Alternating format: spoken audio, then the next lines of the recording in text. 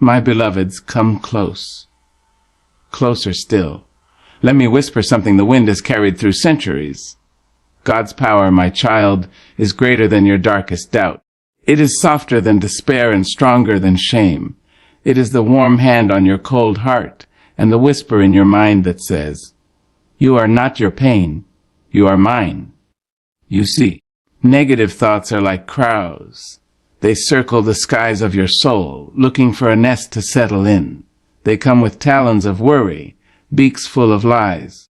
They perch in the corners of your mind and convince you that you are too broken to be blessed. But oh, child, God is the storm that scatters them. Child, I want to tell you something sacred, something that lives in the bones of those who have been through hell and still learned how to hum, something that has rocked me in my sorrow and raised me in my silence. Listen closely now, for I am not merely speaking. I am remembering. There is a power. Yes, there is a power. A holy force, gentle and mighty, wrapped in mystery, cloaked in majesty. And it does not bow to broken hearts or tremble before troubled minds. No, it does not yield to darkness. It commands it. This power is God's. Oh, my dear, we live in a world thick with noise. Noise in the street, noise in the soul, noise in the mirror. And that noise, those little whispers and wild storms, they gather in the corners of our minds, painting lies on the canvas of our thinking. You are not enough, they say. You will never be more than what you are left with. You are unworthy of joy. You are unfit for love. You are too flawed for faith. But baby, those are not your thoughts. Those are seeds planted by sorrow, watered by trauma, and pruned by the enemy of peace. And yet, God, in all his glory, his fire, his truth, can reach down into that mental battlefield and declare, "This one is mine." Let me tell you what I've seen. I've seen hearts wrapped in barbed wire learn how to beat with hope again. I've seen tired minds once captive to fear and shame, rise up like morning glory from the ashes of yesterday's pain. And it wasn't therapy alone. It wasn't just meditation. It was the breath of the Almighty moving through the mind, turning prisons into pulpits, turning fear into fuel, turning the wounded into warriors. There is something holy about how God rewrites the narrative inside us. You may be sitting in silence, trying to hold yourself together with brittle prayers and borrowed courage. You may think your thoughts are too far gone, too heavy, too unholy, too loud. But beloved, let me reassure you, God does not need your silence to bring peace. He is peace. And when he comes, he does not come in haste or half-heartedness. He comes in full regalia, wearing the crown of truth, carrying a torch that burns lies at the root. He walks into the darkest corridors of your consciousness and says to every demon of despair, "You must go. You have no place here." You see, when God moves, he doesn't just remove the bad thoughts. He plants new ones. He whispers truth where lies once screamed. Where there once was, "I am worthless," he sings, "You are fearfully and wonderfully made." Where there once was, "I will never be free," he shouts, "Who the sun sets free is free indeed." And where there once was, "No one will ever love me," he answers, "I have loved you with an everlasting love." Now, I'm not saying the thoughts won't try to return. Even Jesus in the wilderness was tempted by voices not his own. But what I am saying is this: when God is in your mind, you are never alone with your struggle. You are never defenseless. You are never unarmed. You are clothed in power. You must know, my child, that God doesn't just show up in your victories. He shows up in your valleys. He walks into your mental chaos like a gardener tending a neglected field, pulling out the weeds of fear, trimming back the vines of bitterness, making room for joy to grow. And you don't have to know how to heal yourself. That is not your burden. You simply have to open the door. You open it with prayer. You open it with worship. You open it with the word. You open it by saying, "God, I can't do this alone. My thoughts are too much for me. I need your mind, your peace, your strength. And child, he comes. He comes gently like dew on thirsty ground. He comes fiercely like wind through dry bones. He comes and he does what only God can do. He transcends the natural and touches the soul. He doesn't just comfort you, he transforms you.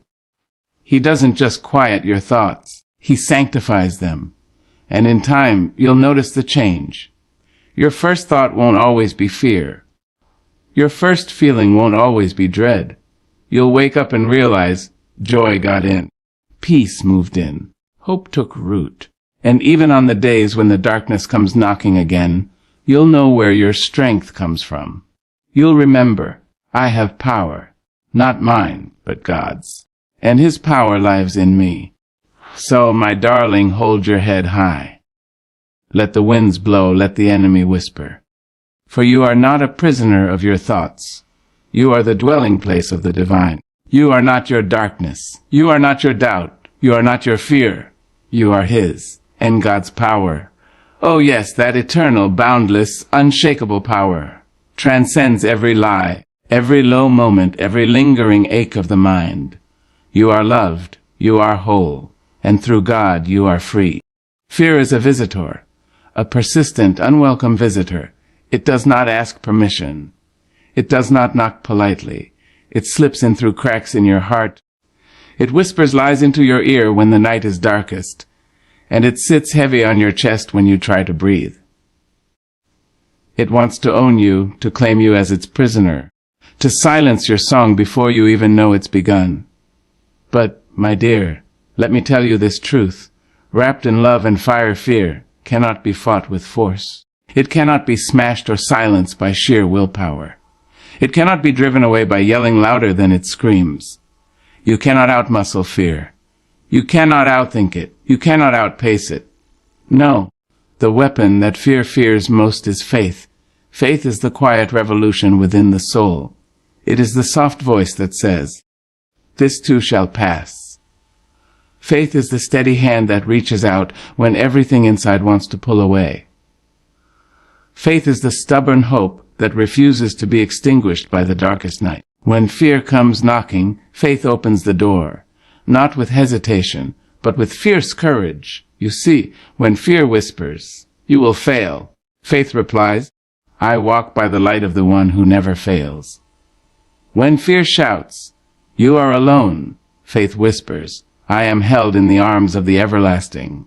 When fear screams, "You are powerless," faith proclaims, "My strength is made perfect in weakness." Faith is not a loud, brash force. It is a sacred stillness. It is a river running deep beneath the roar of the storm. It is the faith that Abraham had when he looked up at stars and trusted a promise not yet fulfilled. It is the faith that Moses carried through desert winds and wilderness trials. It is the faith that whispered in the night when Jesus prayed, "Not my will, but yours be done." And so must you. You must learn to lean not on your own understanding, not on the strength of your clenched fists or the sharpness of your intellect, but on the unshakable foundation of faith. You may have tried to fight your fears before, using everything you had, your pride, your anger, your relentless determination. And yet, the fear remains a shadow in the corner of your mind, a weight on your soul. This is because fear cannot be conquered with force. It must be met with faith. Faith changes the battlefield. It changes the way you see your enemy. When you have faith, fear loses its power. It shrinks away like a lion without a roar. It becomes a passing cloud, not a permanent storm. You see, faith does not deny the reality of fear. Faith acknowledges fear, looks it in the eye and says, "I see you, I hear you, but I will not be ruled by you." The faith is a refusal to be defined by the dark thoughts that crawl into your mind. It is a declaration that even when you cannot see the road ahead, you will keep walking because God's hand is guiding you. You may stumble, you may falter, but faith will catch you. Faith will hold you steady when your knees grow weak. Faith will give you the strength to rise again when you feel like falling. There is a story of a woman, her name lost to history, who came to Jesus trembling with fear and desperation. She reached out, her hand barely touching his garment, and in that moment, her faith spoke louder than her fear. Her healing came not because she fought the fear with fists, but because she met it with faith. Like her, you must reach out. You must let faith be the bridge that carries you over the chasm of doubt and despair. And remember, faith is not always a blazing fire. Sometimes it is a quiet ember, glowing in the dark, waiting for your willingness to nurture it. Sometimes it is a single breath, a whispered prayer, a simple step forward when all you want to do is retreat. But that ember, that breath, that step, oh, they carry the power to change everything. Faith is a seed planted deep in the soil of your soul, and it grows in the presence of trust. It grows when you speak God's promises over yourself, when you remind your heart of His faithfulness, when you surround yourself with truth and light. You do not have to have all the answers. You do not have to see the whole path. You do not have to feel strong every moment. You only need to choose faith, because faith is the key that unlocks the door to freedom. Faith is the light that illuminates the way out of the prison of fear. Faith is the power that whispers, "You are more than your doubts." So when the dark thoughts come, and they will come, remember this: you are not alone. You are not powerless. You are not without a way forward. Faith will rise up inside you, like a mighty river, sweeping away the debris of fear. Faith will be your shield and your sword. Faith will be the song that lifts your spirit when the night feels endless. And in that place, where faith meets fear and stands unshaken, there you will find peace. There you will find strength. There you will find the courage to be free. So fight your fears not with force, but with faith. Fight them not with anger, but with trust. Fight them not with noise, but with the quiet power of belief. Because faith is stronger than fear always. And with faith, you will walk through the valley of your mind, not as a prisoner, but as a child of the Most High, free, fearless, and unbreakable. Oh, child, come close. Let me look into your eyes, those eyes that have wept in silence and stared too long at ceilings, while questions spun round like sorrowful lullabies. You've been carrying a weight that was never yours to bear.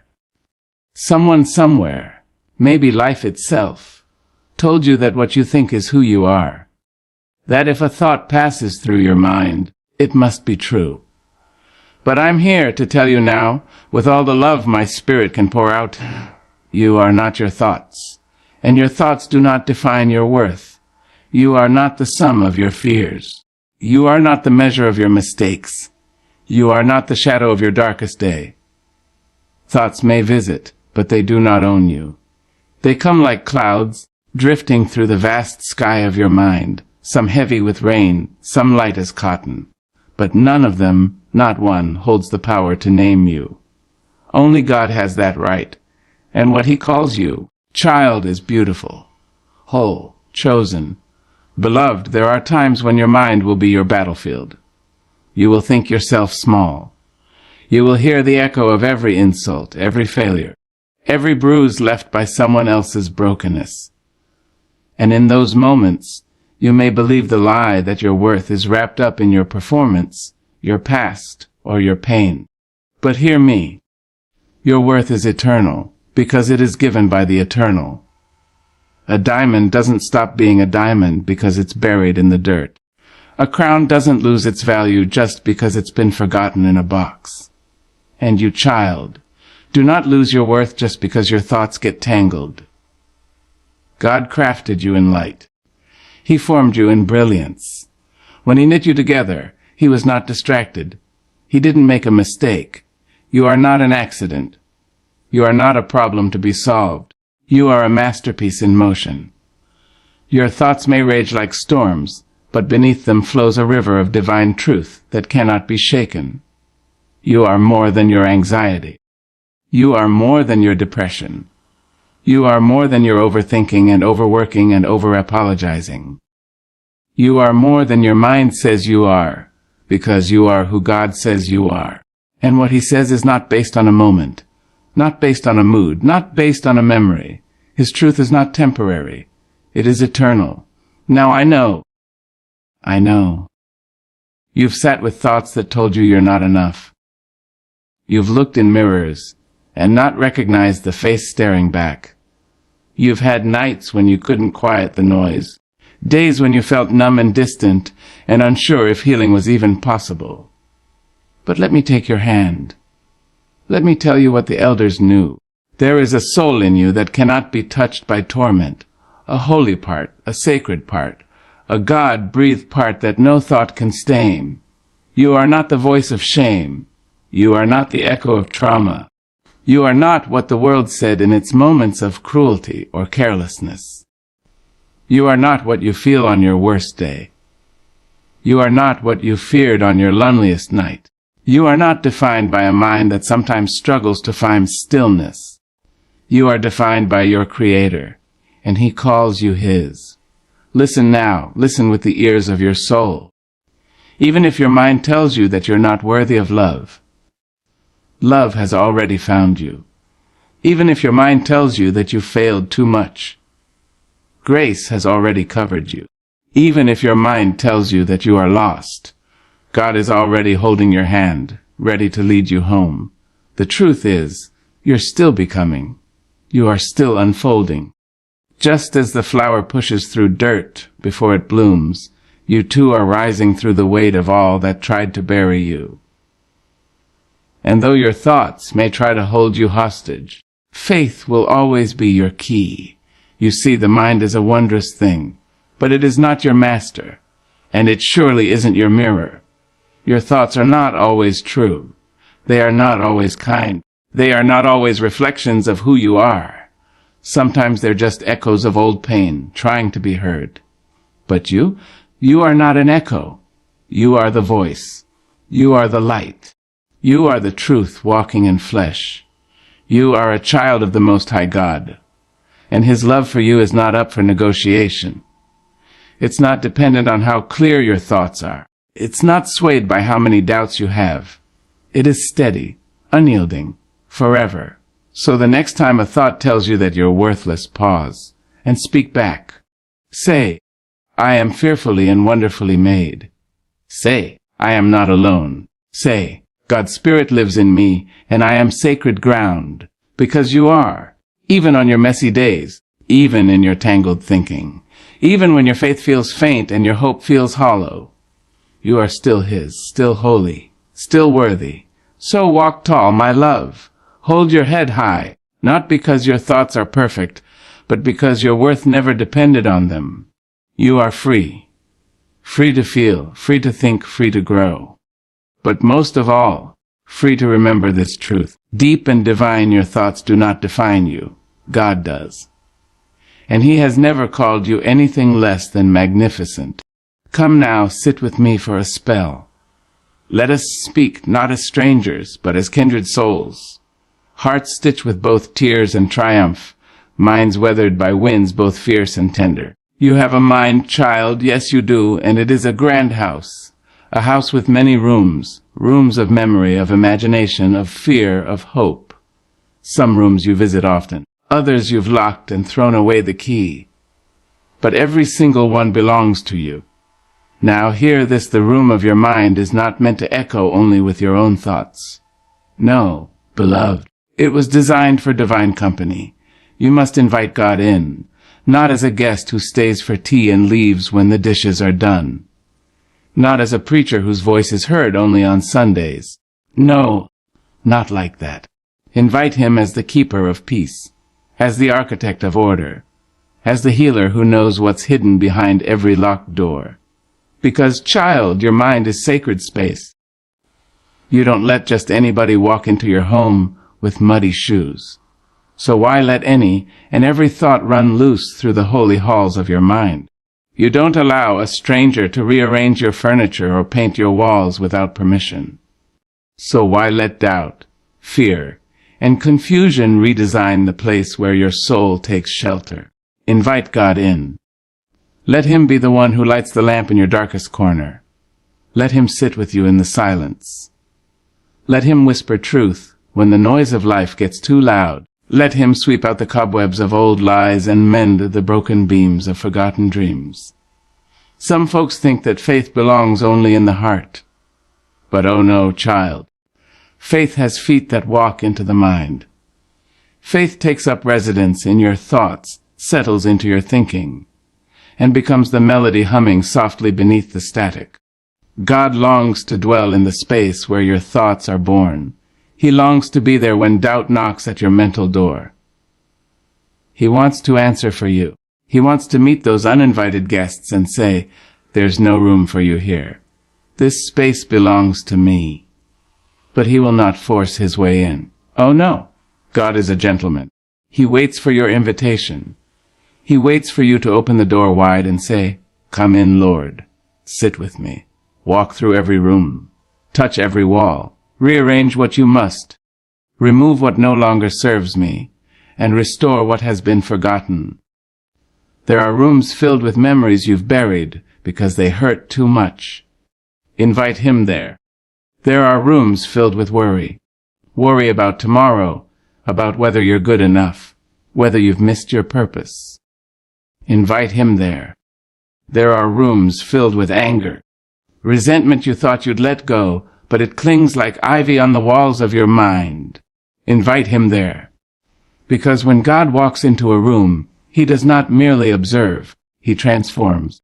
He brings a broom for the clutter, a balm for the pain, a word for the silence. He brings light. Not the kind that flickers and fades, but the kind that reveals and heals. And listen, when God fills your mind, you begin to think higher. You stop repeating the mantras of shame. You stop reliving every failure like it's on a loop. You begin to hear a new voice, calm and sure, saying, "You are loved. You are chosen. You are enough."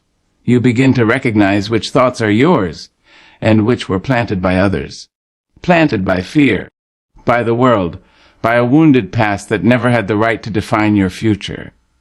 When God moves in, he does not come empty-handed. He brings clarity where there was confusion. He brings wisdom where there was wandering. He brings calm like still water to a stormy sea.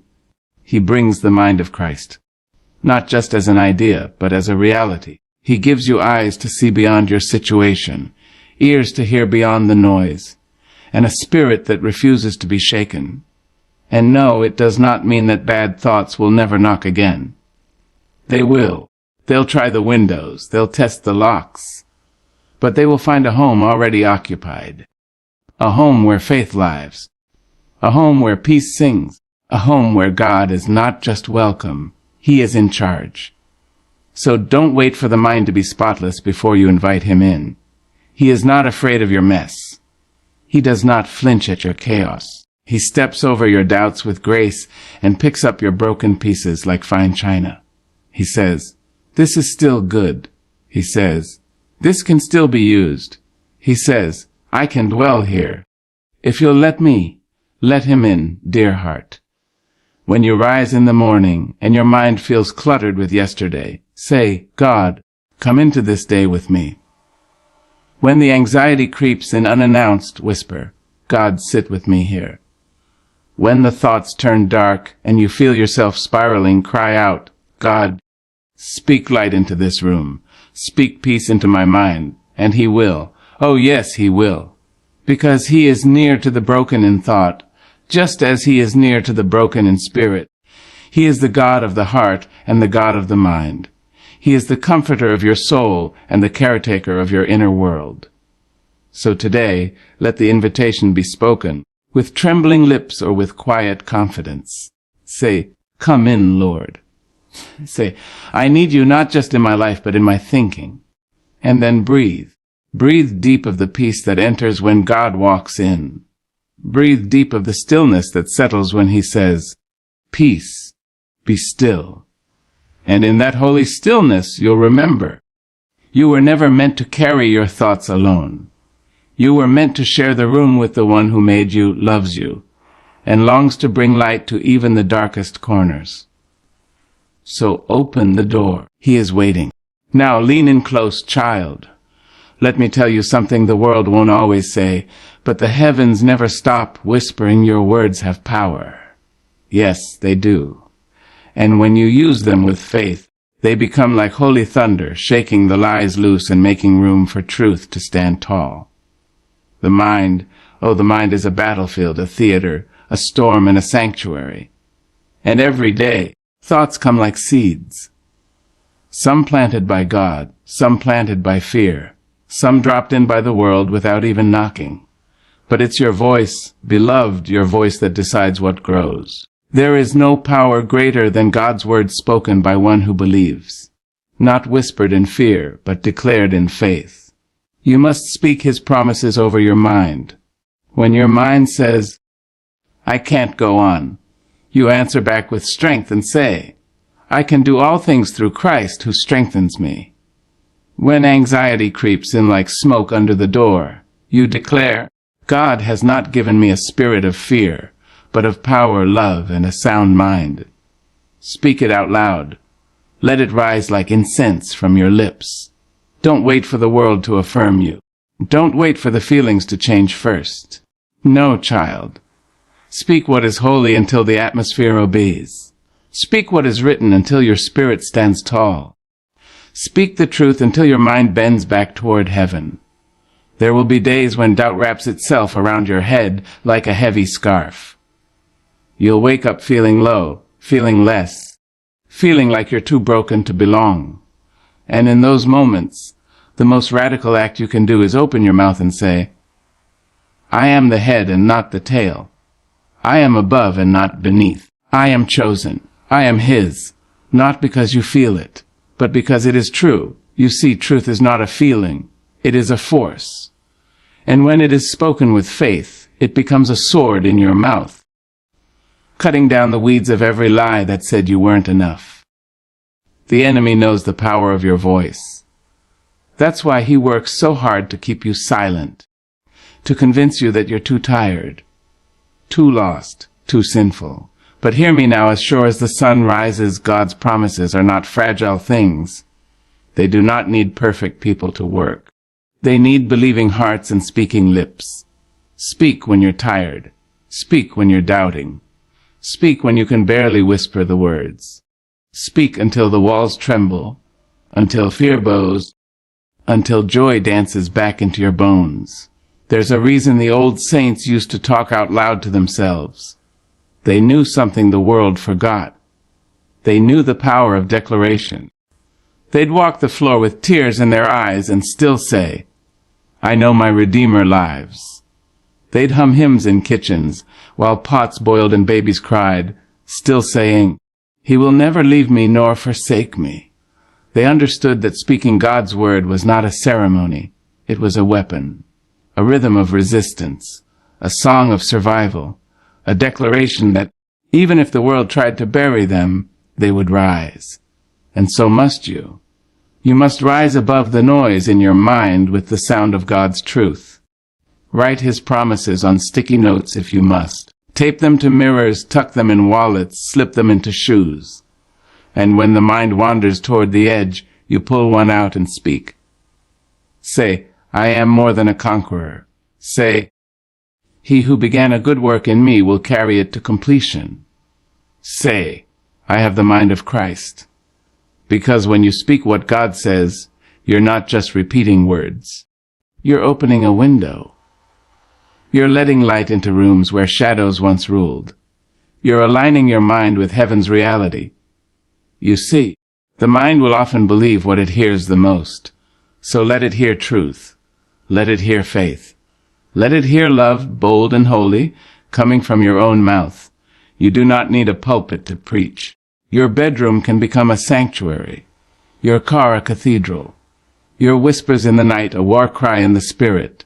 Speak over your mind, child. When depression tries to nest, speak life. When anxiety grips tight, speak peace. When trauma resurfaces, speak healing. Don't wait until the storm passes to speak. Speak in the storm. Speak through the tears. Speak while your hands still tremble. Because every time you speak his word, You're planting a new seed, and one day, without warning, it will bloom. Peace will take root. Joy will rise again. Confidence will break through the soil like sunlight cracking dawn. And you'll remember, yes, you'll remember that you were never powerless. You were just quiet. But now your voice has returned, and with it the promises of God echo louder than the lies. Speak, beloved, not just when it's easy,